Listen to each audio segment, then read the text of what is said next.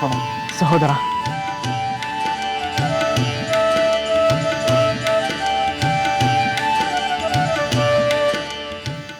ಲಕ್ಷ್ಮಣ, ಅದೃಷ್ಟವಶಾತ್ ನೀನು ಮೃತ್ಯುವಿನ ಮನೆಯ ದ್ವಾರದಿಂದ ಹಿಂದಿರುಗಿ ಬಂದೆ. ನೀನಿಲ್ಲದೆ ನನಗೆ ಜೀವಿತದಲ್ಲಿ ಯಾವುದು ಬೇಕಿರಲಿಲ್ಲ ಸೋದರ. ಈ ಯುದ್ಧ, ಈ ವಿಜಯ ಯಾವುದು ನಿನಗಿಂತ ಮುಖ್ಯವಲ್ಲ. ಸಹೋದರ, ನಿನ್ನ ಅಪಾರವಾದ ವಾತ್ಸಲ್ಯವೇ ನನ್ನನ್ನು ಬದುಕಿಸಿ. ನೀನು ನನ್ನ ಮೇಲಿನ ಪ್ರೀತಿಯಿಂದ ದುರ್ಬಲನಾಗಬಾರದು. ಧೀರನಾದ ನೀನು ನಿನ್ನ ಪ್ರತಿಜ್ಞೆಯಂತೆ ಆ ದುರುಳ ರಾವಣನನ್ನು ಸಂಹರಿಸಿ ವಿಭೀಷಣನಿಗೆ ಪಟ್ಟ ಕಟ್ಟಬೇಕು.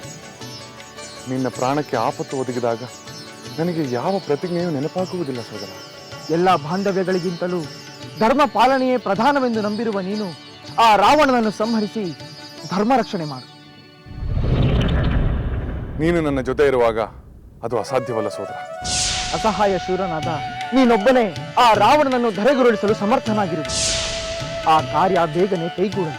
ಜೈ ಶ್ರೀರಾಮ್, ಜೈ ಶ್ರೀರಾಮ್, ಜೈ ಶ್ರೀರಾಮ್, ಜೈ ಶ್ರೀರಾಮ್, ಜೈ ಶ್ರೀರಾಮ್, ಜೈ ಶ್ರೀರಾಮ್, ಜೈ ಶ್ರೀರಾಮ್, ಜೈ ಶ್ರೀರಾಮ್, ಜೈ ಶ್ರೀರಾಮ್, ಜೈ ಶ್ರೀರಾಮ್.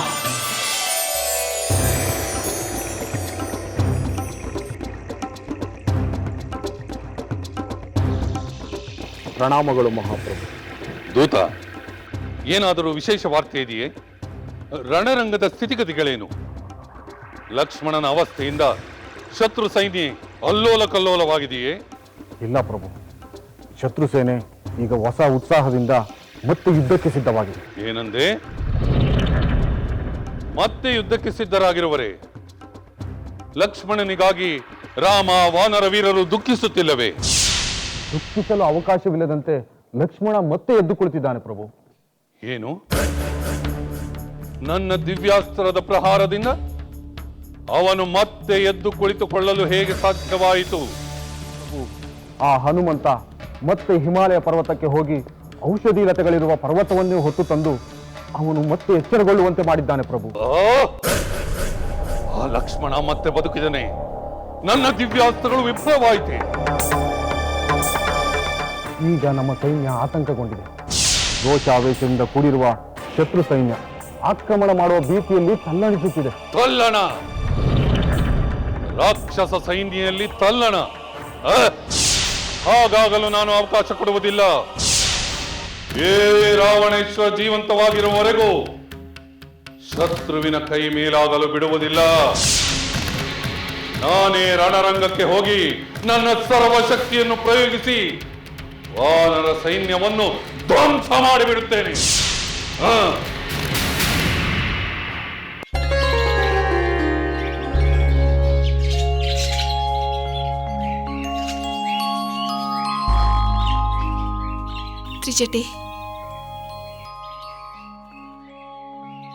ತ್ರಿಜಟೆ, ಲಕ್ಷ್ಮಣನಿಗೆ ಎಚ್ಚರವಾಯಿತೆ? ಹೌದು ಸೀತೆ, ಲಕ್ಷ್ಮಣನ ಗಾಯಗಳು ವಾಸಿಯಾಗಿವೆ. ಲಕ್ಷ್ಮಣ ಎಚ್ಚರಗೊಂಡಿರುವನೆಂದು ತಿಳಿಯಿತು. ಹೌದೇ? ಎಂಥ ಶುಭವಾರ್ತೆಯನ್ನು ಹೇಳಿದೆ ತ್ರಿಜಟೆ. ಇನ್ನಾದರೂ ನನ್ನ ಸ್ವಾಮಿಯ ದುಃಖ ನಿವಾರಣೆಯಾಗುತ್ತದೆ. ದುಃಖ ನಿವಾರಣೆಯೂ ಆಗಿದೆ.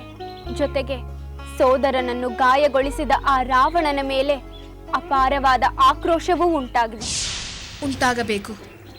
ಆ ಆಕ್ರೋಶದ ಮಹಾಜ್ವಾಲೆ ಆ ದುರುಳ ರಾವಣನನ್ನು ಸುಟ್ಟು ಭಸ್ಮ ಮಾಡಬೇಕು. ಖಂಡಿತ ಸೀತೆ, ಇನ್ನು ಆ ರಾವಣ ಪಾರಾಗಲು ಯಾವ ದಾರಿಯೂ ಇಲ್ಲ. ತ್ರಿಜಟೆ, ಲಕ್ಷ್ಮಣ ಮೊದಲಿನಂತೆ ಆಗಲು ಹೇಗೆ ಸಾಧ್ಯವಾಯಿತು? ಯಾರ ಸಹಾಯ ದೊರಕಿತು? ಯಾರಾದರೂ ದೇವತೆಗಳು ನೆರವಾದರೆ? ಅಂಥ ಕಾರ್ಯ ಹನುಮಂತನನ್ನು ಬಿಟ್ಟು ಬೇರೆ ಯಾರಿಂದ ಸಾಧ್ಯ ಸೀತೆ? ಆ ಸಲದಂತೆ ಈ ಸಲವೂ ಲಕ್ಷ್ಮಣನ ಕ್ಷೇಮಕ್ಕೆ ಮಹಾಬಲನಾದ ಹನುಮಂತ ಸಾಹಸ ಮಾಡಿದ. ಮಹಾತ್ಮನಾದ ಹನುಮಂತ ಮತ್ತೆ ಸಾಹಸ ಮಾಡಿದನೇ? ಹೌದು ಸೀತೆ. ಸುಷೇಣನ ಸಲಹೆಯಂತೆ ಔಷಧಿ ಲತೆಗಳನ್ನು ತರಲು ಹಿಮಾಲಯಕ್ಕೆ ಹೋದನಂತೆ.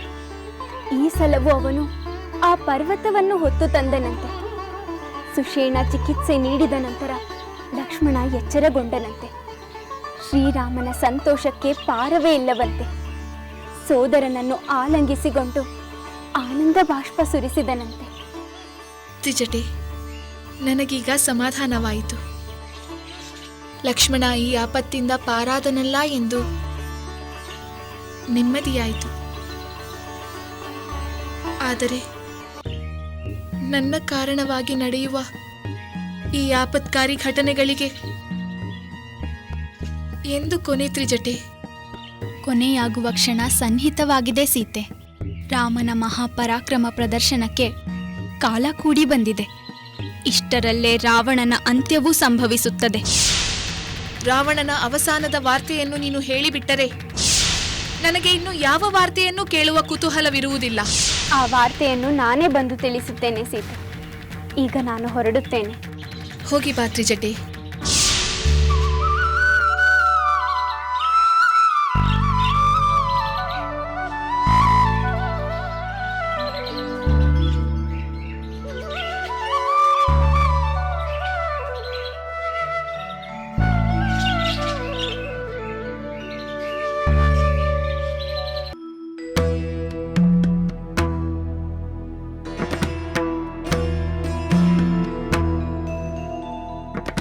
ಮಹಾರಾಣಿಯವರಿಗೆ ಪ್ರಣಾಮಗಳು. ಲಕ್ಷ್ಮಣನ ಪರಿಸ್ಥಿತಿಯ ಬಗ್ಗೆ ಏನಾದರೂ ವಿಷಯ ತಿಳಿಯುತ್ತೆ ಸಖಿ? ಹೌದು ಮಹಾರಾಣಿ, ಅದನ್ನು ತಿಳಿಸಬೇಕೆಂದೇ ಬಂದೆ. ಅದೇನೆಂದು ಬೇಗ ಹೇಳು. ಮಹಾರಾಣಿ, ಲಕ್ಷ್ಮಣ ಈಗ ಎಚ್ಚರಗೊಂಡಿದ್ದಾನೆ. ಏನೂ ಆಗೇ ಇಲ್ಲದಂತೆ ಉತ್ಸಾಹದಿಂದಿದ್ದಾನೆ. ಬೇಗ ಯುದ್ಧ ಆರಂಭಿಸುವಂತೆ ರಾಮನಿಗೆ ಪ್ರಚೋದನೆ ನೀಡುತ್ತಿದ್ದಾನೆ. ಇಷ್ಟು ಬೇಗ ಇಂಥ ಬದಲಾವಣೆ ಅದು ಹೇಗೆ ಸಾಧ್ಯವಾಯಿತು? ಮಹಾರಾಣಿ, ಹಿಂದೆ ಮಾಡಿದಂತೆ ಈ ಸಲವೂ ಹನುಮಂತ ಔಷಧಿ ಲತೆಗಳಿರುವ ಪರ್ವತವನ್ನೇ ಹೊತ್ತು ತಂದನಂತೆ. ಅದರ ಫಲವಾಗಿ ಲಕ್ಷ್ಮಣ ಮೊದಲಿನಂತಾದ. ಅವರ ಅದೃಷ್ಟ ತುಂಬಾ ದೊಡ್ಡದು. ಅವರಿಗೆ ಎಷ್ಟೇ ಆಪತ್ತು ಬಂದರೂ ಮತ್ತೆ ಮರುಜೀವ ಪಡೆಯುತ್ತಾರೆ. ಆದರೆ ನನ್ನ ಪುತ್ರ ಇಂದ್ರಜಿತುವಿಗೆ ಆ ಭಾಗ್ಯವಿರಲಿಲ್ಲ. ತಾನೇ ಮಹಾಪರಾಕ್ರಮಿ, ತನ್ನನ್ನು ಯಾರೂ ಗೆಲ್ಲಲು ಸಾಧ್ಯವಿಲ್ಲ, ತಾನು ಅಜೇಯನೆಂದು ಬರೀ ಹೆಮ್ಮೆ ಪಟ್ಟದ್ದೇ ಆಯಿತು. ಅಂತಿಮವಾಗಿ ಅವನಿಗೆ ಮರಣವೇ ಗತಿಯಾಯಿತು. ಹೌದು ಸಖಿ, ಅವರು ನಂಬಿದ ಧರ್ಮವೇ ಅವರನ್ನು ಕಾಪಾಡುತ್ತಿದೆ. ನಮ್ಮ ಪ್ರಭುಗಳ ಧರ್ಮವು ಅವರನ್ನು ಕಾಪಾಡಬಹುದಲ್ಲವೇ ಮಹಾರಾಣಿ? ನಮಗೆ ಸರಿ ಎನ್ನಿಸಿದ್ದೇ ಧರ್ಮವಲ್ಲ ಸಖಿ. ಎಲ್ಲರಿಗೂ ಸಮಾನವಾದದ್ದು, ಎಲ್ಲರ ಹಿತ ಕೋರುವುದು ಧರ್ಮ. ಅಂಥ ಧರ್ಮಕ್ಕೆ ವಿರುದ್ಧವಾಗಿ ನಡೆದದ್ದೇ ಅಲ್ಲವೇ ಇಷ್ಟೆಲ್ಲ ಅನರ್ಥಗಳಿಗೆ ಕಾರಣವಾದದ್ದು. ತಾವು ಮಾಡಿದ ಅಧರ್ಮದಿಂದ ಒಂದಲ್ಲ ಎರಡಲ್ಲ 18 ಶಾಪಗಳನ್ನು ಪಡೆದವರನ್ನು ಯಾವ ಧರ್ಮ ತಾನೇ ಕಾಪಾಡುತ್ತದೆ ಹೇಳು? ಅವೆಂಥ ಶಾಪಗಳು ಮಹಾರಾಣಿ? ಬೇಡ, ಅದನ್ನು ನೆನಪು ಮಾಡಿಕೊಳ್ಳುವುದಕ್ಕೆ ನನಗೆ ಕಷ್ಟವಾಗುತ್ತಿದೆ. ನೀನೀಗ ಹೊರಡು. ಮುಖ್ಯ ವಿಷಯವೇನಾದರೂ ಇದ್ದರೆ ನನಗೆ ಬಂದು ತಿಳಿಸು. ಹಾಗೆ ಆಗಲಿ ಮಹಾರಾಣಿ.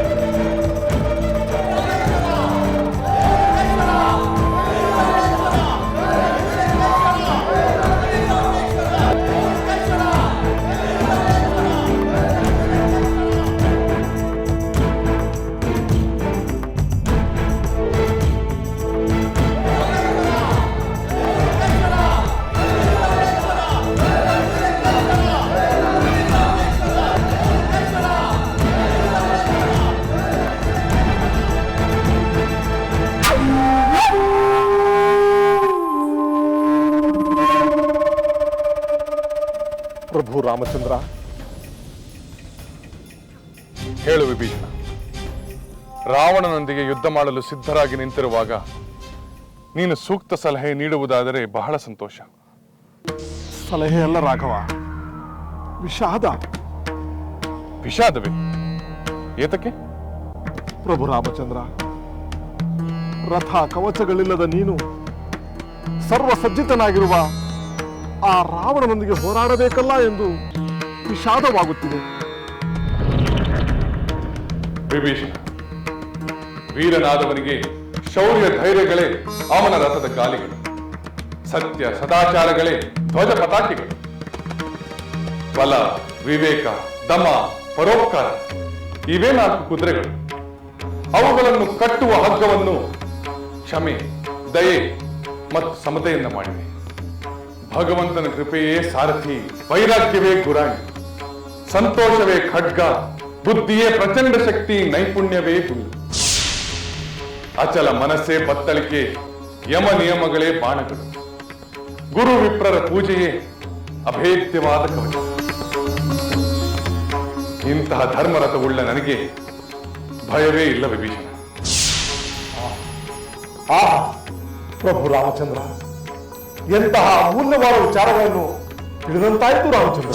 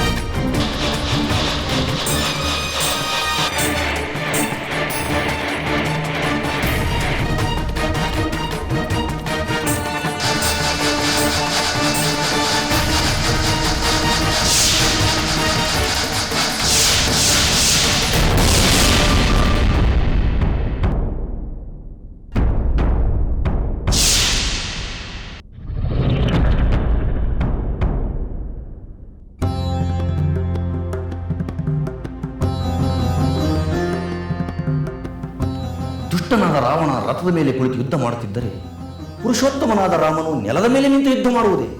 ಹೌದು ದೇವೇಂದ್ರ, ಇದು ಆತಂಕದ ವಿಷಯ. ರಾಕ್ಷಸನಾದ ರಾವಣನ ಭಯದಿಂದ ನಮಗೆ ಮುಕ್ತಿ ನೀಡಬಲ್ಲ ರಾಮಚಂದ್ರ ನೆಲದ ಮೇಲೆ ನಿಂತು ಯುದ್ಧ ಮಾಡಬಾರದು.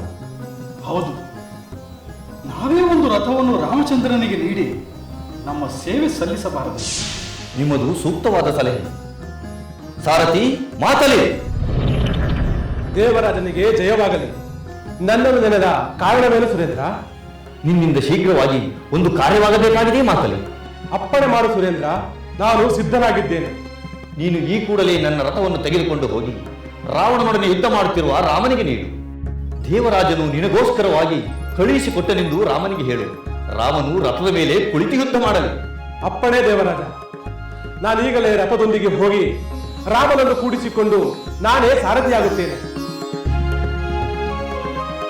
ಶುಭಶ್ಯ ಶೀಘ್ರಂ. ಶ್ರೀರಾಮನಿಗೆ ಜಯವಾಗಲಿ, ರಾವಣನ ಅಂತ್ಯವಾಗಲಿ.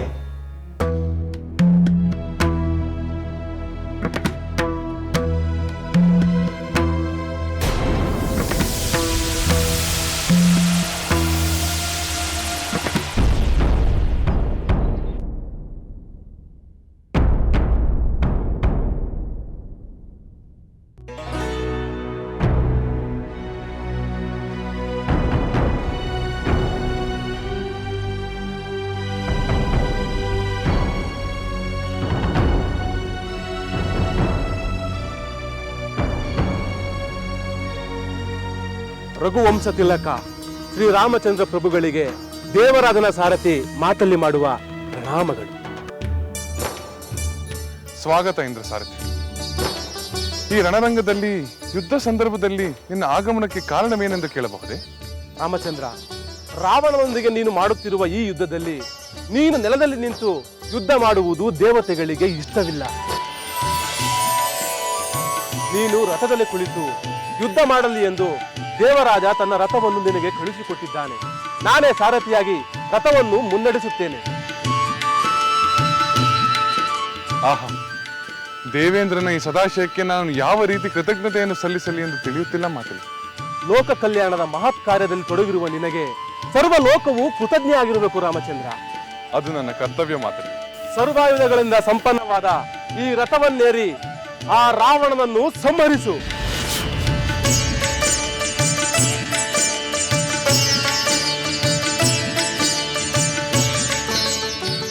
ಮಾತಲಿ, ದೇವೇಂದ್ರನ ಈ ವಿಶ್ವಾಸದ ಕೊಡುಗೆಯನ್ನು ನಿರಾಕರಿಸುವುದು ಸಭ್ಯತೆ ಅಲ್ಲ. ದೇವತೆಗಳ ಶುಭ ಹಾರೈಕೆಯೊಡನೆ ನಾನು ಈ ರಥವನ್ನು ಏರುತ್ತೇನೆ. ನಿನ್ನ ಸಾರಥ್ಯದಲ್ಲಿ ಯುದ್ಧವನ್ನು ಮಾಡುತ್ತೇನೆ.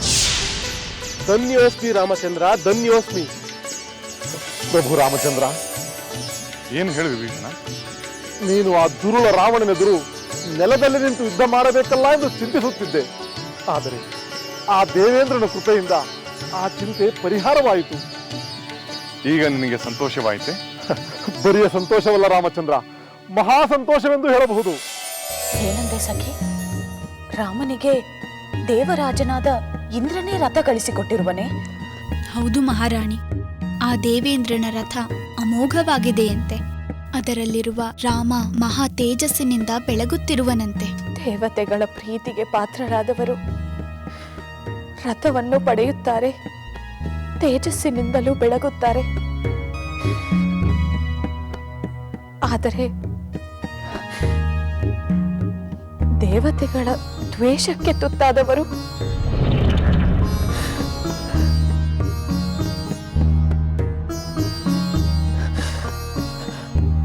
ದುಃಖವೇಕೆ ಮಹಾರಾಣಿ? ಸಖಿ, ದೇವತೆಗಳು, ಋಷಿ ಮುನಿಗಳು ಪತಿವ್ರತೆಯರ ಕೋಪ ಶಾಪದಿಂದ ಒಳಿತಾಗುವುದು ಸಾಧ್ಯವಿಲ್ಲವೆಂದು ಯೋಚಿಸುತ್ತಿದ್ದೇನೆ. ಮಹಾರಾಣಿ, ನಮ್ಮ ಪ್ರಭುಗಳು ಶಾಪಗ್ರಸ್ತರೆಂದು ಹೇಳುತ್ತಿರುವಿರಾ? ನಾನು ಮೊದಲೇ ಹೇಳಲಿಲ್ಲವೇ ಸಖಿ? ಒಂದಲ್ಲ ಎರಡಲ್ಲ 18 ಶಾಪಗಳು. ಅದಕ್ಕೆ ಕಾರಣವೇನು ಮಹಾರಾಣಿ? ಒಂದೊಂದಕ್ಕೂ ಒಂದೊಂದು ಕಾರಣವಿದೆ, ಒಂದೊಂದಕ್ಕೂ ಒಂದೊಂದು ಕಥೆ ಇದೆ. ನಮ್ಮ ಪ್ರಭುಗಳು ತಮ್ಮ ದುಡುಕು ವರ್ತನೆಗೆ, ಅಧರ್ಮ ಕಾರ್ಯಕ್ಕೆ, ಶಾಪಗಳನ್ನು ಪಡೆದಿದ್ದಾರೆ. ಆ ಶಾಪಗಳಿಗೆ ಪರಿಹಾರವೇ ಇಲ್ಲವೇ ಮಹಾರಾಣಿ? ಪರಿಹಾರವಿದೆಯೋ ಇಲ್ಲವೋ ಎಂಬುದು ಆ ಪರಮೇಶ್ವರನಿಗೊಬ್ಬನಿಗೆ ಗೊತ್ತು. ಪರಮ ಕರುಣಾಳುವಾದ ಆ ಪರಮೇಶ್ವರನನ್ನು ಪ್ರಾರ್ಥಿಸಬಹುದಲ್ಲವೇ? ಅಹಂಕಾರ ಮದೋನ್ಮತರಾದ ನಮ್ಮ ಪ್ರಭುಗಳಿಗೆ ಈಗ ಅದಕ್ಕೆ ವ್ಯವಧಾನವಿಲ್ಲ ಸಖಿ. ನೀವಾದರೂ ಆ ಕಾರ್ಯ ಮಾಡಿ ಮಹಾರಾಣಿ. ನನಗೂ ತುಂಬಾ ಭಯವಾಗುತ್ತಿದೆ. ಯುದ್ಧ ಆರಂಭವಾದಾಗಿನಿಂದಲೂ ನಾನು ಅದನ್ನೇ ಮಾಡುತ್ತಿದ್ದೇನೆ. ಯುದ್ಧ ಮುಗಿಯುವವರೆಗೂ ನಾನು ಅದನ್ನೇ ಮಾಡುತ್ತೇನೆ.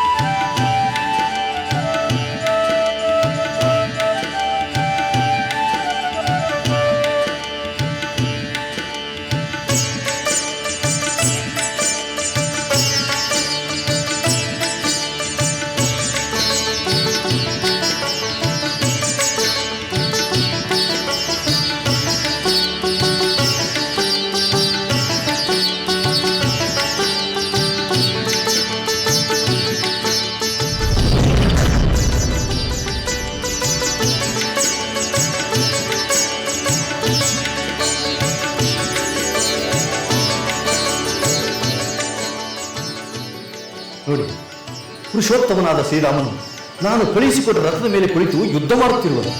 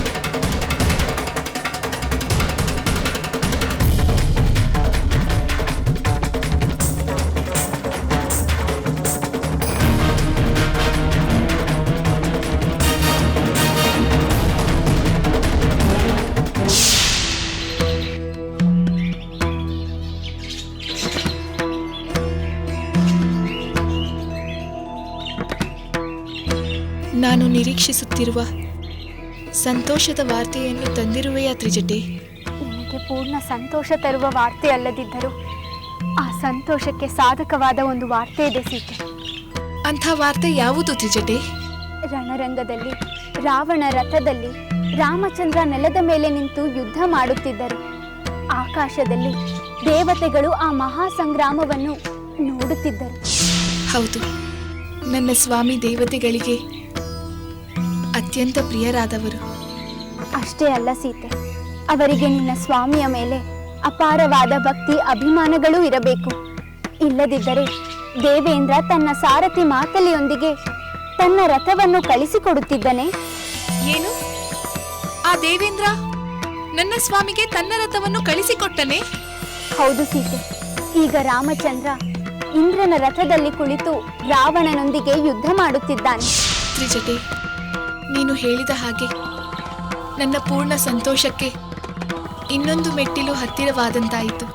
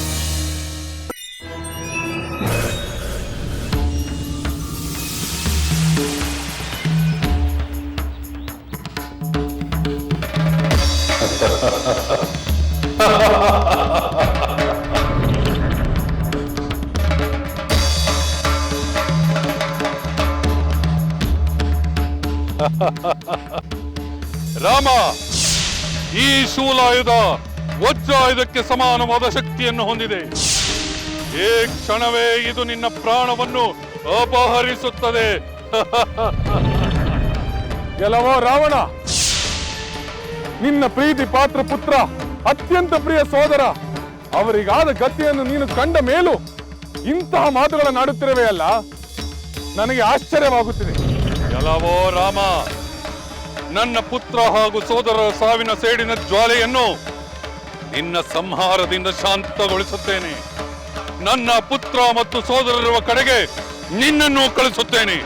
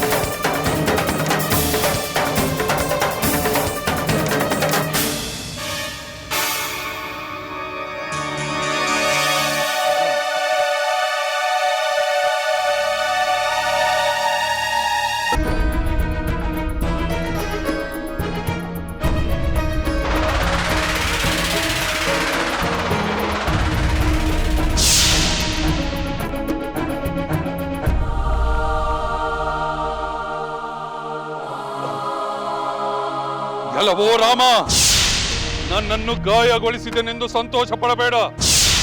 ನಾನು ನಿನ್ನನ್ನು ಸುಮ್ಮನೆ ಬಿಡುವುದಿಲ್ಲ. ನನ್ನ ಪರಾಕ್ರಮವೇನೆಂದು ತೋರಿಸುತ್ತೇನೆ. ಎಲ್ಲವೋ ರಾವಣ, ನಿನ್ನ ಪರಾಕ್ರಮ ನನಗೆ ಗೊತ್ತಿಲ್ಲವೇ?